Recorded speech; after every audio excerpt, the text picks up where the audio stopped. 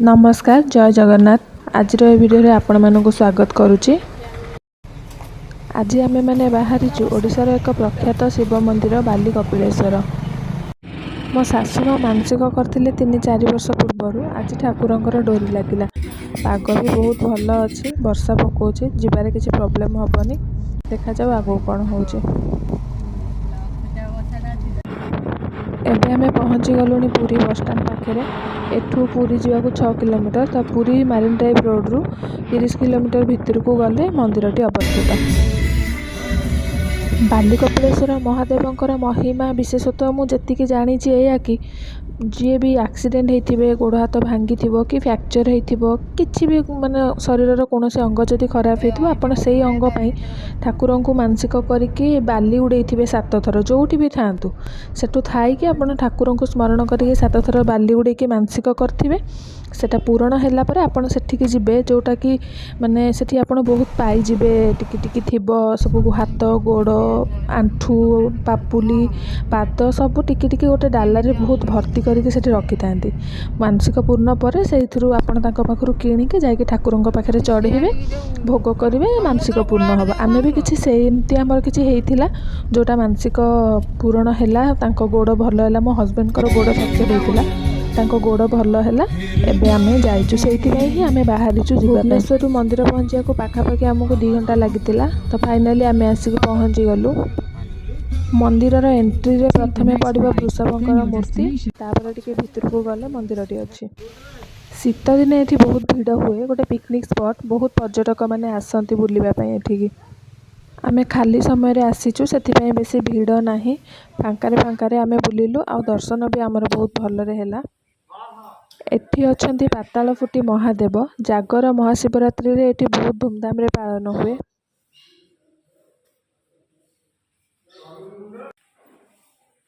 आमर मानसिक पूर्णर पूजा भोग सब सरिबा परे एठी दीप लगे सारथिलु मुंडिया मारलु तापर बुलिबा को जाइतिलु मंदिरर बाहर बेढ़ा जहाँ सब अच्छी। एटा हैला मंदिरर पछपट जोटी शीत दिने लोक माने आसिकी फीस्ट करंती भोजी करंती।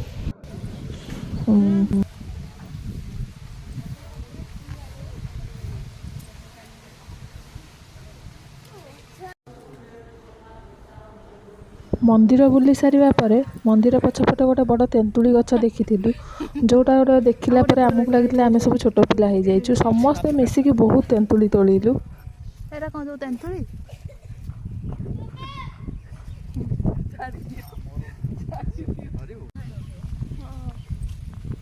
एबे हमर आरंभ हो जाइथिला रील्स करबा फोटो उठेबा वीडियो करबा।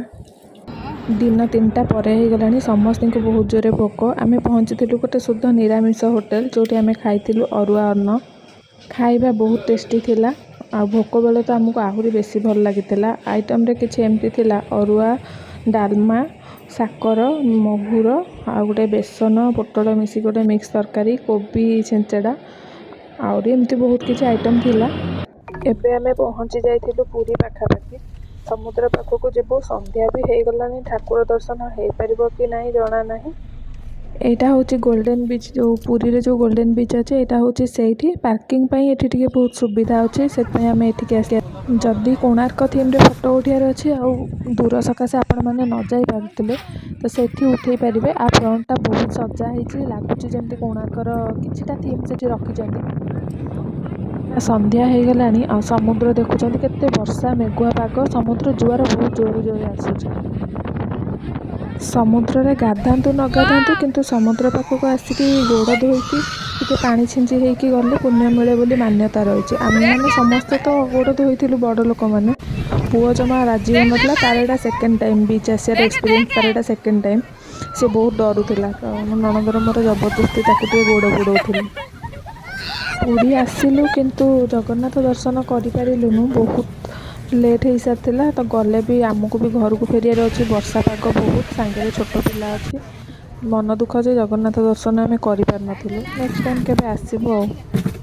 एबे समस्ते आसिक टी ब्रेक पे पहुँची थे गोल्डन बीच फ्रंट रे जो कैफेटा अच्छी एटी गोटे जिनस समस्त को भल लगी जे जो महिला सशक्तिकरण ग्रुप थाए मिशन शक्ति ग्रुप एटी से माने केवल बनाउछंती माने जोटा भी बनाउछंती भी से माने आउ सर्व भी करछंती से माने। ଗଭର୍ଣ୍ଣମେଣ୍ଟର ଏଇଟା ଗୋଟେ ଭଲ ଫ୍ୟାସିଲିଟି ହେଇଛି। ଆଉ ଏଠି ରେଟ୍ ବି ସବୁ ବଜେଟ୍ ଫ୍ରେଣ୍ଡଲି ହିଁ ଥିଲା।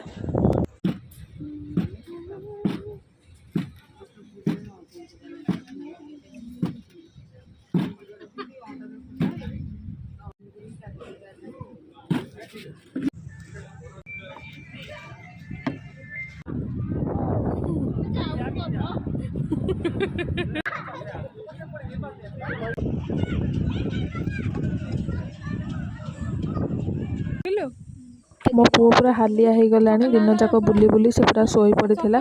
ଏବେ ଆମେ ବାହାରିଲୁ ଘରକୁ ଫେରିବୁ। ପୁରୀ ଜଗନ୍ନାଥ ଦର୍ଶନ ତ କରିପାରିଲୁନି। ପୁରୀ ବି ଗୋଟେ ଏମିତି ଜାଗା ଯେଉଁଠି ଆପଣ ମାସେ ରହିକି ବି ବୁଲିବେ, ଦର୍ଶନୀୟ ସ୍ଥାନ ସରିବନି କିନ୍ତୁ ଆପଣଙ୍କ ସମୟ ସରିଯିବ। ତ ଦେଖା ହେବ ନେକ୍ସଟ ଟାଇମ୍। ଆଜି ପାଇଁ ଏତିକି। ଏଇଟା ମୋର ଫାଷ୍ଟ ବ୍ଲଗ୍ ଭିଡ଼ିଓ। ଆଶା କରୁଛି ଆପଣମାନଙ୍କୁ ପସନ୍ଦ ଆସିଥିବ। ଆଜି ପାଇଁ ଏତିକି। ରହିଲି। ଜୟ ଜଗନ୍ନାଥ। ପୁଣି ଦେଖା ହେବ ଅନ୍ୟ କିଛି ନୂଆ ଭିଡ଼ିଓରେ। Bye bye.